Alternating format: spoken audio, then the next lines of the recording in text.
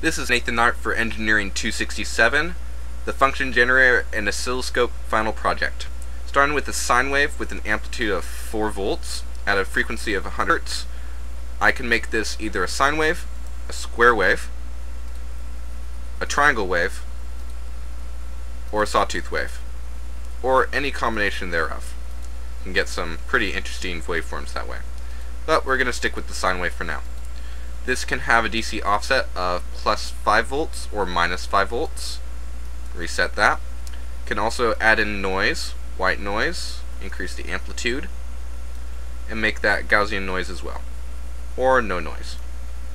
Moving down to the oscilloscope, you can see that I have a waveform here, of course, and the fast Fourier transform looks like with an amplitude of 4, a frequency of 100.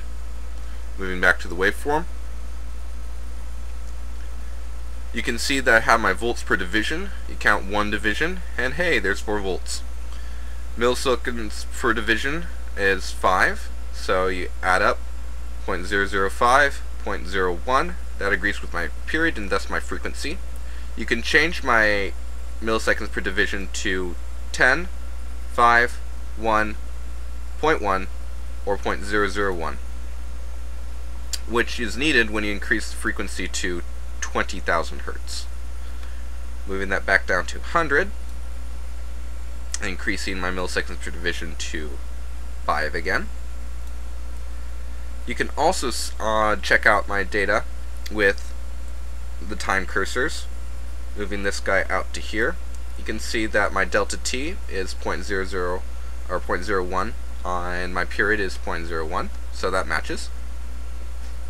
The amplitude moves all the way up here, and if I can get that a little bit closer, there we go. My amplitude and delta is 4.05, which agrees with my positive peak over here. Peak to peak is indicated right here.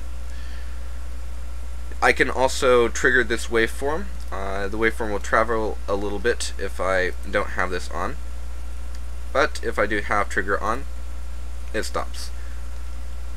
I can save the data and save the image, and since this takes a while to do on the computer, I already took a couple of those, and you can see my image here and the data here.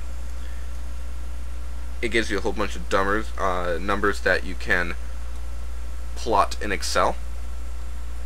Going back to the oscilloscope, this concludes my project.